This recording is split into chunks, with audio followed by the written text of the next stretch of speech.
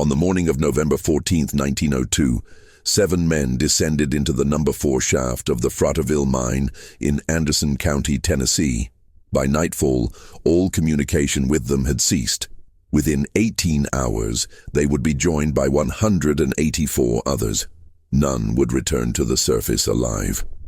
The disaster at Fraterville stands as one of the deadliest mining catastrophes in American history, yet its scale was not inevitable. The event turned on a single decision made by shift foreman Jacob Vowell at approximately 6:43 that morning, a choice recorded in the company ledger with 4 words: proceeding with standard extraction. Vowell was 41 years old. He had worked underground for 26 years, first in the Kentucky coalfields, then at Fraterville since its opening in 1886. Company records describe him as methodical and experienced beyond question. He kept a pocket watch that he wound each morning before descending. His handwriting in the shift logs was small and precise. The men with him that morning were Thomas Adkins, William Cross, Samuel Doherty, Henry Foster, Robert Loynart, and a young lamp tender named Clyde Sherrill, 17 years old. Sherrill had been employed at the mine for 11 months. His personnel file, preserved at the Tennessee State Archives, lists his wage as 90 cents per day. Fraterville sat in a valley where the Clinch River bent eastward through the Cumberland Plateau. The mine operated under the Coal Creek Consolidated Company, extracting bituminous coal from seams that ran nearly horizontal through sedimentary rock laid down in the Pennsylvanian period. By November of 1902, the number 4 shaft extended more than 2,000 feet into the hillside. The morning was cold. Temperature records from the Knoxville Weather Bureau show 38 degrees at dawn with northwest winds at 7 miles per hour.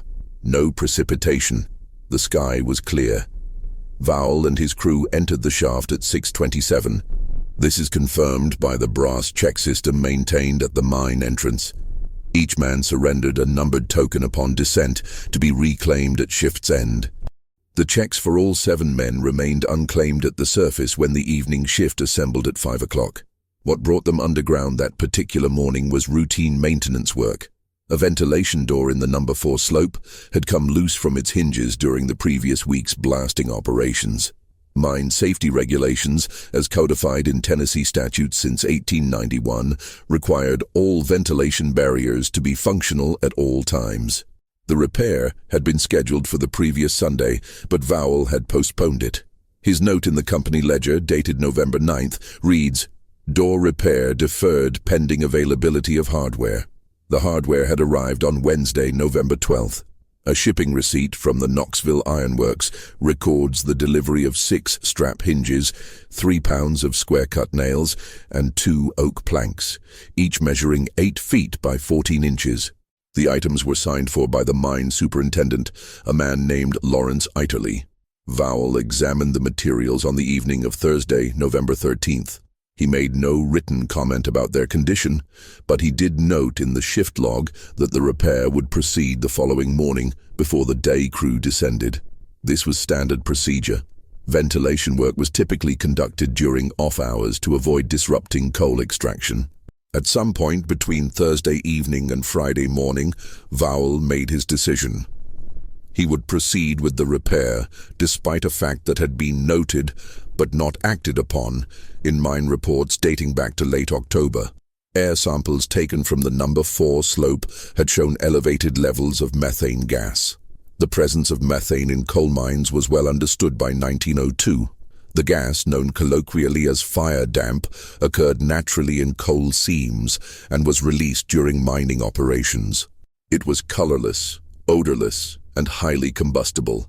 In concentrations above 5%, it could ignite from a spark, an open flame, or even the heat generated by a miner's safety lamp.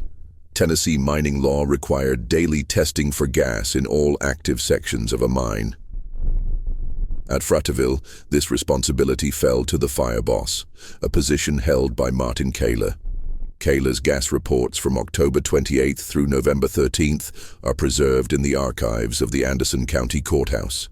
Each report follows the same format: section number, time of inspection, gas level recorded as either clear, trace, or dangerous. For the number 4 slope, Kayla's reports from the final 2 weeks of October show the following entries: October 28th, trace; October 29th, trace; October 30th, clear; October 31st, trace. By November, the pattern had shifted. November 3rd, trace; November 4th, trace; November 5th, trace; November 6th, dangerous; November 7th, dangerous; November 8th, trace; November 10th, trace; November 11th, clear; November 12th, trace; November 13th, clear. The designation, dangerous, indicated gas concentration sufficient to warrant suspension of work in that section. On November 6th and 7th, Kayla had marked the number 4 slope as such, yet no work stoppage was recorded. Production logs show coal extraction continuing without interruption. This discrepancy was never explained in official inquiries. Kayla himself died in the disaster.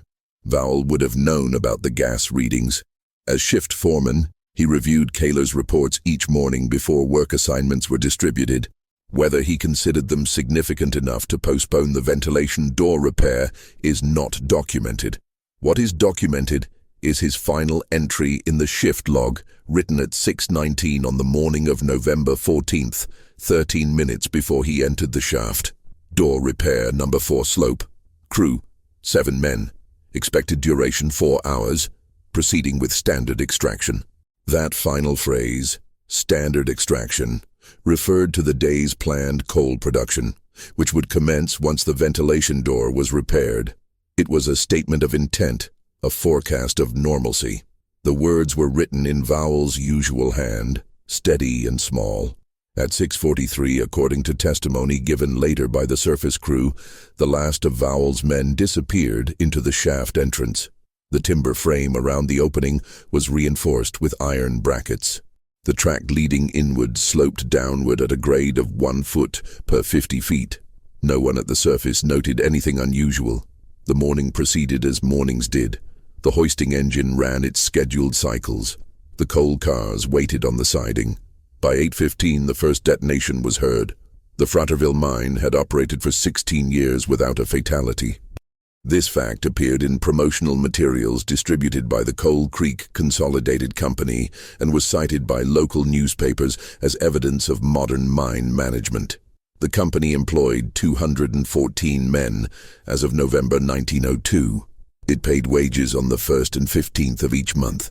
The town of Fraterville itself consisted of 83 company-built houses, a general store, a church, and a one-room schoolhouse. Most of the miners were native Tennesseans, though a minority had come from Virginia, Kentucky, and North Carolina. A few were immigrants, Italians, Poles, and Welsh. Personnel records show that the average miner at Fraterville had been employed there for 6 years. Turnover was low. Work was steady. Jacob Vowell lived in a 2-room house on the north end of the camp. He was unmarried. His mother, a widow named Parthenia Vowell, lived with him. She was 68 years old and had been blind for a decade due to cataracts. Church records from the Fraterville Baptist congregation list her as a member in good standing. Vowell's daily routine was recorded indirectly in the testimony of his neighbors during the inquest that followed the disaster. He woke each morning at 4:30. He ate bread and molasses. He walked to the mine entrance by 6 o'clock, regardless of weather. He carried his lunch in a tin pail. He wore the same canvas coat year-round. His role as shift foreman required him to inspect assigned work areas before the day crew descended. This meant he was often the first man underground each morning. He carried a Clanny-type safety lamp, a design that enclosed the flame within a wire mesh to prevent ignition of methane. The lamp provided minimal light but was considered reliable. On the morning of November 14th, Vowell's inspection would have followed the same path it always did. Down the number 4 slope, along the main haulage way, and into the sections where coal extraction was planned for that day. The distance from the shaft entrance to the ventilation door requiring repair was approximately 1,900 feet. The slope itself was 7 feet high and 12 feet wide, supported by timber posts set every 8 feet. The floor was uneven, rutted by coal cars. Water seeped constantly from the ceiling and pooled in low spots. Miners referred to this as weeping rock. It was a normal condition. Ventilation in the mine was maintained by a surface fan powered by a steam engine. The fan drew air down through the main shaft, circulated it through the working sections, and exhausted it through a separate return airway. The system depended on a series of doors and stoppings, walls built across passages to direct airflow. If a door was left open, or if a stopping developed a gap, the ventilation pattern collapsed. Fresh air would short-circuit back to the surface, leaving the deeper sections filled with stagnant, gas-laden air. The door Vowell and his men were sent to repair controlled airflow into the easternmost sections of the mine. It had been built the previous year as part of an expansion. The hinges were iron, mortised into an oak frame. When properly closed, the door sealed against a wooden sill. When a coal car needed to pass, a miner would open the door, allow the car through, then close it immediately. This was standard practice in every coal mine in America. The door's failure, noted in reports from early November, had been caused by the shock from blasting. Dynamite was used to break coal loose from the seam. The blasts were carefully measured. Holes drilled into the coal face, packed with powder, tamped with clay, then detonated. Even so, the concussive force traveled through the rock and shook the timber structures. Over time, fastenings loosened. Wood split, hinges pulled free. Vowell's repair plan was straightforward. Remove the damaged hinges, install new ones, reinforce the frame if necessary, test the door to ensure it seated properly. The work required no specialized skill. It was carpentry, performed underground. The 6 men accompanying Vowell that morning were selected based on availability and experience. Thomas Adkins was a mucker, responsible for loading blasted coal into cars. William Cross was a timberman, skilled in shoring and bracing. Samuel Dougherty and Henry Foster were both loaders. Robert Leinart operated a hand-cranked drill used for placing blast holes. Clyde Sherrill, the youngest, was tasked with maintaining the safety lamps and carrying tools. None of these men left personal diaries. What is known of them comes from census records, payroll ledgers, and the testimony of their families. Adkins had 4 children. Cross was a widower. Dougherty could neither read nor write, signing his name with an X on employment documents. Foster had recently purchased a pocket knife from the company store. The transaction appears in the store's account book on November 11th. Leinart had worked at Fraterville for less than a year, having previously mined in West Virginia. Sherrill, the lamp tender, had been hired on the recommendation of his uncle, who worked as a weighmaster at the mine's surface tipple. The boy's parents were tenant farmers 12 miles south of Fraterville. He sent most of his wages home. A letter written by his mother to the Coal Creek Consolidated Company, dated December 1902, requests the return of his final pay. The letter is preserved in the company's legal files. At 6:43, when the 7 men entered the shaft, the mine was otherwise empty. This was intentional. Repair work on ventilation systems was always conducted before the main shift descended, to avoid exposing large numbers of men to disrupted airflow or the risk of ignition during construction. The surface crew, those who operated the hoisting engine, maintained the fan, and prepared coal cars, numbered 11 men that morning. Their shift began at 6 o'clock. By the time Vowell's crew descended, the surface operations were fully active. The fan was running. Steam pressure in the boiler was stable. The hoisting engineer, a man named Oscar Friels, was at his station. Friels would later testify that he saw nothing unusual. The men went down. The cage returned to the surface empty. He resumed his normal duties. At 7:30, the day shift began to gather at the mine entrance. These were the men who would extract coal once the ventilation door was repaired. They assembled in groups, talking quietly, checking their lamps, waiting for the signal to descend. The signal would come from Vowell, relayed to the surface by a system of bells and wire. The system was simple. A pull on the wire rang a bell at the hoisting engineer's station. 1 bell meant hoist the cage, 2 bells meant lower it, 3 bells meant stop, 4 bells meant danger. At 7:58, Friels heard 1 bell. He prepared to lower the cage. Then he heard a sound he described as a heavy thump, like a barrel dropped on a wooden floor. It came from underground. He waited. No further bells. He leaned over the shaft opening and listened. He heard nothing. At 8:15, a second sound emerged. Louder, sustained, unmistakable. Friels described it as a roar. Others at the surface said it sounded like a freight train passing through a tunnel. Then the ground shook. The reconstruction of what occurred inside the number 4 slope between 6:43 and 8:15 relies on forensic analysis conducted in the weeks following the disaster, combined with the testimony of mine inspectors and the physical evidence recovered from the site. No survivors emerged to provide direct accounts. The sequence of events is inferred. Vowell and his crew would have reached the damaged ventilation door by approximately 7 o'clock. The walk from the shaft entrance took between 15 and 20 minutes, depending on the condition of the track and the presence of standing water. The slope descended steadily. Lamplight would have illuminated only a few feet ahead. The sound of the surface fan would have been audible as a distant rhythmic thrumming transmitted through the rock. The door itself was located at a junction where the number 4 slope intersected a cross-entry, leading to 2 active coal faces. The cross-entry extended roughly 300 feet to the north and south. Both faces had been worked the previous day. Small piles of loose coal remained on the floor, waiting to be loaded into cars. Inspection of the door, conducted by state mining engineers on November 17th, revealed the following damage. The upper hinge had torn completely free from the doorframe, leaving a splintered gap in the wood. The lower hinge remained partially attached but had bent, preventing the door from closing flush against the sill. A gap of approximately 3 inches existed along the door's left edge.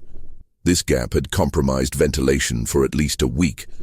Fresh air entering the mine through the main shaft was escaping back through the return airway without reaching the eastern sections. Methane, being lighter than air, would have accumulated in the higher voids of those sections, specifically in the roof spaces above the coal faces. Vowell's crew carried the necessary tools: hammers, a handsaw, chisels, nails, and the replacement hinges. They also carried timber props and wedges in case the frame needed reinforcement. The work would have begun with the removal of the damaged hinges. This required prying them free, extracting bent nails, and cleaning the screw holes in the wood. At some point during this process, Vowell made the decision that determined everything that followed. He did not order the ventilation fan shut down. Standard practice, codified in Tennessee mine safety regulations since 1897, required ventilation to be halted during any repair work on doors or stoppings. The reason was simple. Active airflow created pressure differentials that made it difficult to fit doors properly. More critically, active airflow could carry methane-laden air into areas where work was being conducted, increasing the risk of ignition from sparks or open flames. Vowell would have known this. The regulation was explicit. It appeared on page 9 of the State Mining Inspector's Manual, a copy of which was kept in the mine office at Fraterville. The relevant passage reads, "Before any repair, alteration, or reconstruction of ventilation doors or stoppings, the ventilation fan shall be brought to a complete stop, and all safety lamps extinguished, save those necessary for emergency illumination. Work shall not proceed until air currents have stabilized and gas testing confirms safe conditions." Why Vowell chose to proceed without halting the fan is not recorded. Several possibilities exist, none confirmed. First, shutting down the fan required coordination with the surface crew and delayed the start of coal production. Each hour of downtime represented lost revenue. The Coal Creek Consolidated Company operated on narrow margins. Pressure to maintain output was constant. Second, Vowell may have believed the repair could be completed quickly enough that stopping the fan was unnecessary. The work was simple. 4 hours, he had estimated in the shift log. If the fan kept running, the day shift could descend immediately upon completion, with no lag in ventilation startup. Third, Vowell may have trusted his own experience. 26 years underground, hundreds of similar repairs, no incidents. Routine had its own logic. Whatever his reasoning, the fan remained in operation. Fresh air continued to flow into the mine, and the methane that had accumulated in the eastern sections began to move. Forensic analysis conducted by the United States Geological Survey in 1903 estimated that between 30 and 50,000 cubic feet of methane had pooled in the roof spaces near the two active coal faces. This estimate was based on the volume of the affected areas, the known rate of methane emission from Fraterville's coal seams, and the duration of inadequate ventilation. When Vowell's crew began working on the door, they altered the airflow pattern. Opening the door, even partially, allowed the ventilation current to reach the eastern sections for the first time in days. The incoming air pushed against the methane layer, disturbing it, mixing it, and carrying it toward the area where the men were working. The men were using safety lamps. These were designed to prevent ignition. The flame burned inside a mesh screen that dissipated heat before it could reach the surrounding air. In theory, a safety lamp could be used in the presence of methane without causing an explosion. In practice, safety lamps failed. The mesh could become clogged with coal dust. The glass could crack from impact. The flame could burn too high if the wick was not properly trimmed. And if methane concentration exceeded 15%, the heat from the lamp's flame alone, even contained within the mesh, could raise the air temperature enough to trigger ignition. State investigators later examined the lamps recovered from the site. 3 of the 7 lamps were found intact. All 3 showed signs of abnormal flame height, indicated by carbon deposits on the interior of the glass. One lamp, identified as belonging to Clyde Sherrill based on an engraved number on its base, had a cracked mesh screen. The ignition likely occurred between 8 and 8:15. The exact moment cannot be determined. What is certain is that methane in the cross-entry reached a combustible concentration and a source of ignition, whether from a compromised lamp, a spark from a metal tool striking rock, or some other cause, set it off. The initial explosion was relatively small. Witnesses at the surface described the first sound as a thump or a thud, not a blast. This matches the characteristics of a methane deflagration, a rapid burn rather than a detonation. The flame front would have traveled through the gas cloud at subsonic speed, consuming oxygen and releasing heat. The heat ignited coal dust, suspended in the air. Coal dust, when dispersed in fine particles and mixed with oxygen, is more explosive than methane. The dust explosion that followed the initial methane burn was significantly more violent. It propagated through the number 4 slope, into adjacent entries, and outward toward the main shaft. The pressure wave shattered timber supports. It lifted roof rock. It drove flame and superheated gas through every connected passage. And it consumed the oxygen in the air, replacing it with carbon monoxide and carbon dioxide. Vowell and his men were at the center of the initial ignition. They would have died within seconds, either from burns, from trauma caused by the pressure wave, or from asphyxiation due to the sudden absence of breathable air. But the explosion did not stop there. At 8:15, the day shift was assembled at the mine entrance, waiting to descend.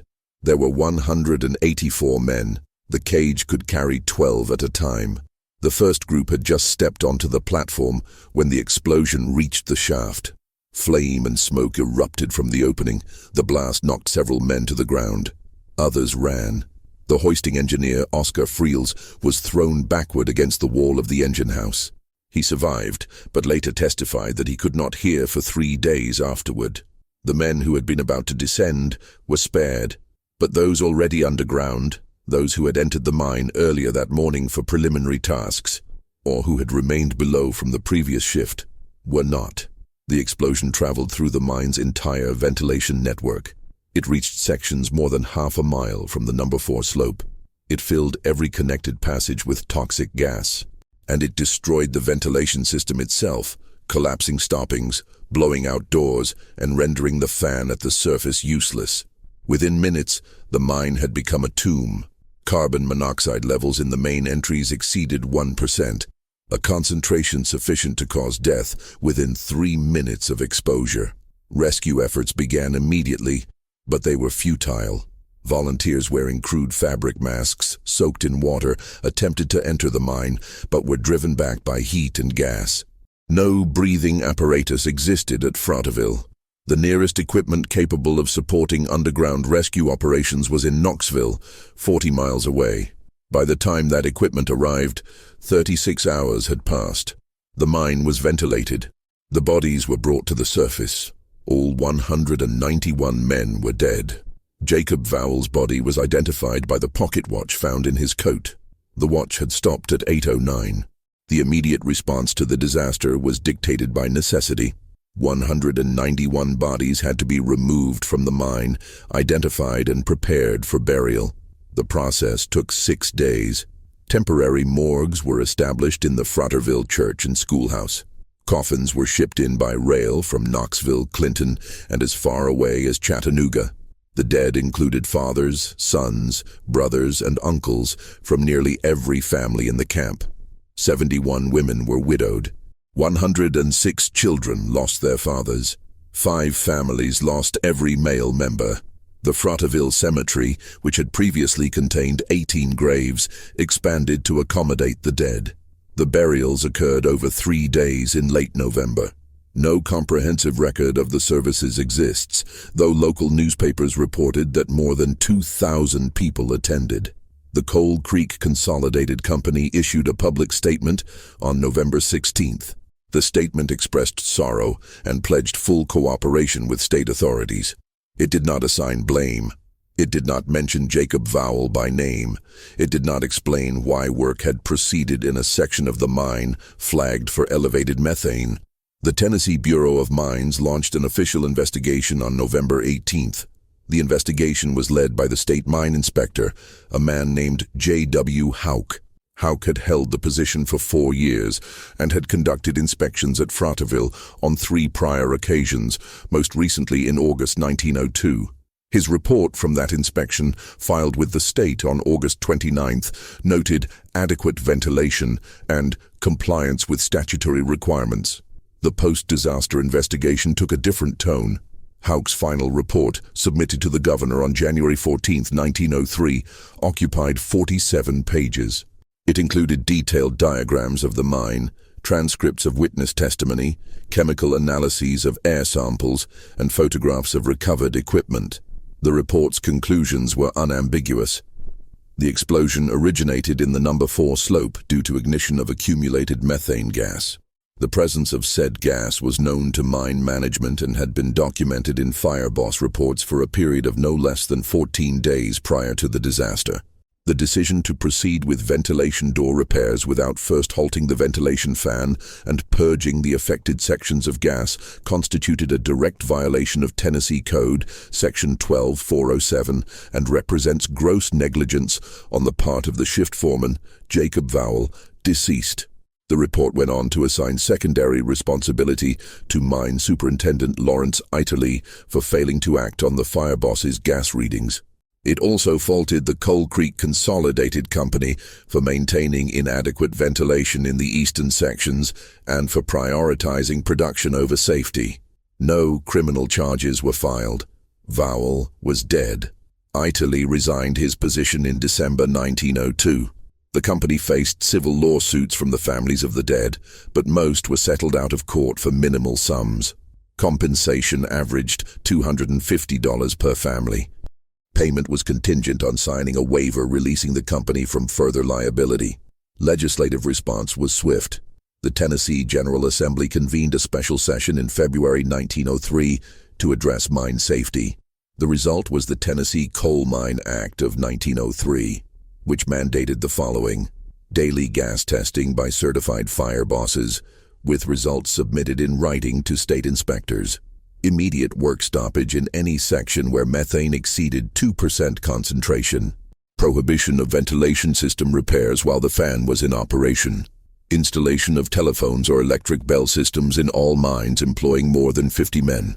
Annual safety training for all underground workers. The act was signed into law on March 11, 1903. It became a model for mine safety legislation in other states. At Fraterville, the mine never reopened. The Coal Creek Consolidated Company declared bankruptcy in April 1903. The property was sold at auction to a syndicate based in Pennsylvania, which abandoned it without attempting to resume operations. The mine entrance was sealed with concrete in 1904. The company houses were dismantled and sold for lumber. The town ceased to exist. The site today is marked by a historical plaque installed by the Tennessee Historical Commission in 1978. The plaque provides a brief summary of the disaster and lists the names of the dead. The cemetery remains, maintained by a volunteer association. The graves are arranged in neat rows. Most of the headstones are plain sandstone, weathered and difficult to read. Jacob Vowell's grave is located in the fourth row, 6 stones from the eastern edge. The inscription reads, Jacob Vowell, 1861-1902 miner. There is no mention of his role as foreman, no epitaph, just the facts of his birth and death. The fire boss, Martin Kaler, is buried in the same cemetery 3 rows north. His headstone is identical in size and material. The 2 men are separated by approximately 60 feet. The youngest victim, Clyde Sherrill, is buried beside his uncle, the weighmaster who had recommended him for employment. Sherrill's headstone includes a carved lamb, a common motif for the graves of young people in that era. In the months following the disaster, questions persisted. Why had Vowell not stopped the fan? Had he been ordered to proceed by mine management? Had he received assurances that the gas levels were acceptable? Was he aware of the cracked lamp? No answers emerged. Vowell's mother, Parthenia, was interviewed by a reporter from the Knoxville Journal in December 1902. She stated that her son had never spoken to her about concerns regarding the mine. She said he was a careful man. She said he had always come home. The interview was published on December 7, 1902. Parthenia Vowell died 3 months later. The cause of death, listed in county records, was pneumonia. She was 69. Lawrence Italy, the mine superintendent, left Tennessee after resigning his position. He moved to Ohio and found work as a railroad freight agent. He lived until 1931. In a brief memoir written for his family in 1927, he mentioned Fraterville only once. I was employed at a coal mine in Tennessee where a terrible explosion occurred. Many men died. I was not present at the time.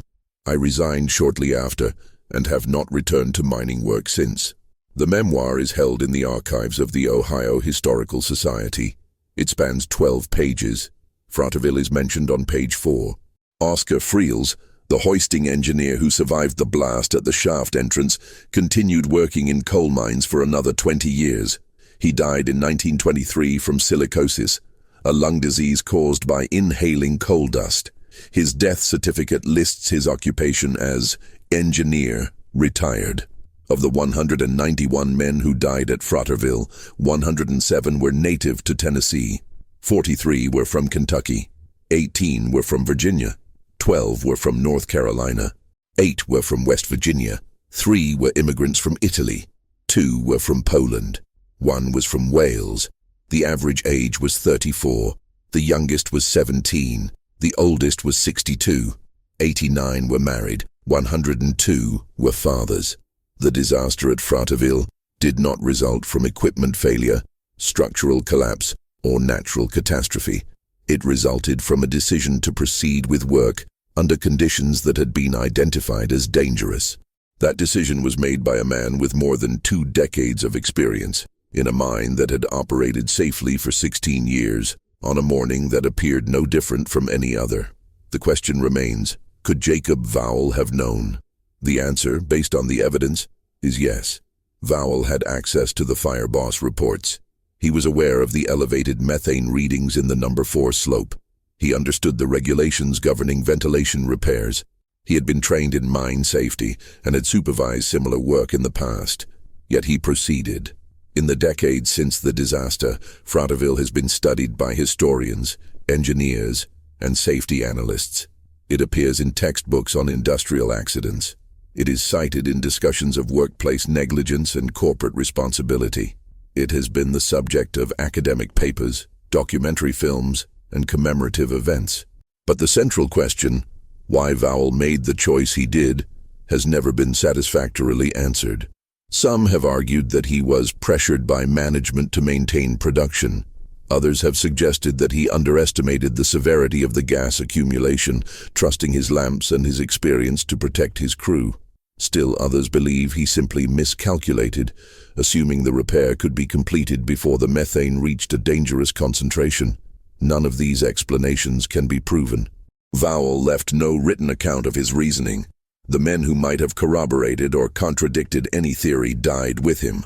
What remains is the record, the shift log, with its final entry, the fire boss reports, with their warnings, the testimony of those who survived, the bodies brought to the surface, the graves in the cemetery, and the fact that 7 men entered the number 4 slope at 6:43 on the morning of November 14, 1902, to repair a door. The work should have been straightforward. The door was damaged but not beyond repair. The tools were adequate. The men were experienced. Under different circumstances, if the fan had been stopped, if the methane had been purged, if the lamps had been inspected, the repair would have been completed by mid-morning. Vowell and his crew would have returned to the surface. The day shift would have descended. Coal would have been extracted. The mine would have continued operating. Instead, the decision to proceed without halting the fan created the conditions for ignition. The ignition triggered a chain reaction that killed 191 men and destroyed a community. In hindsight, the mistake is obvious. At the time, it was not. This is the nature of human error in industrial settings. Decisions are made under pressure, with incomplete information, based on precedent and experience. Most of the time, those decisions are correct, or at least adequate. The work proceeds. No one is harmed. The routine holds, until it doesn't. Fraterville was not an anomaly. In the years surrounding 1902, coal mining in the United States was among the most dangerous occupations in the nation. An average of 2,000 miners died each year in accidents. Explosions, roof collapses, equipment failures, and asphyxiation were common. Safety regulations existed, but enforcement was inconsistent. Companies prioritized output. Miners, often with no alternative employment, accepted the risks. The disaster at Fraterville changed nothing fundamental about this system.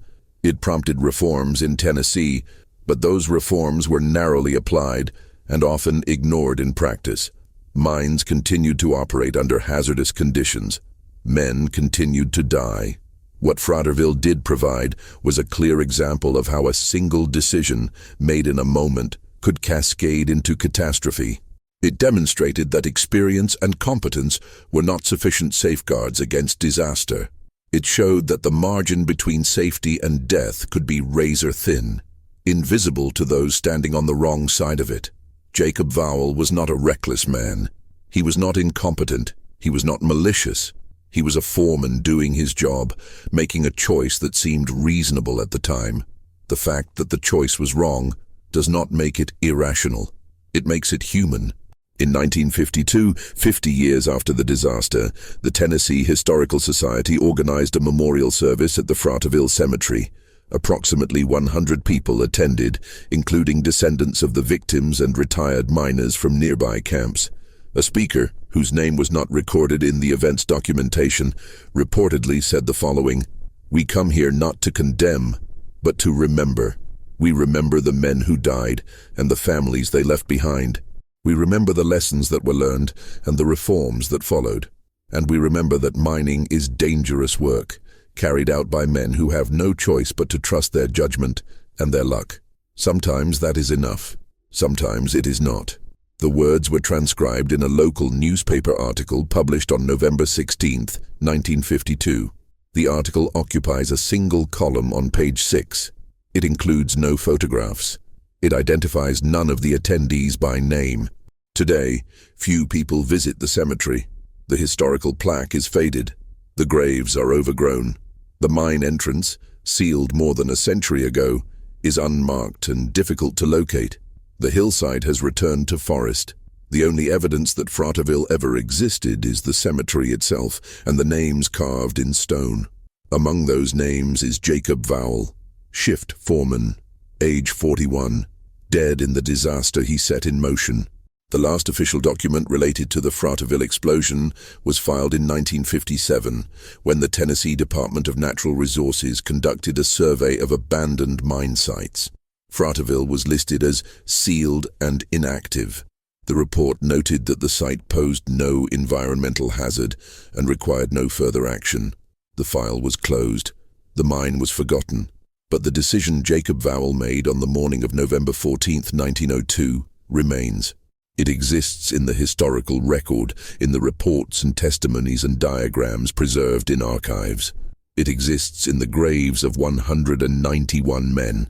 It exists in the absence of the town that once stood in the valley and in the silence of the sealed mine.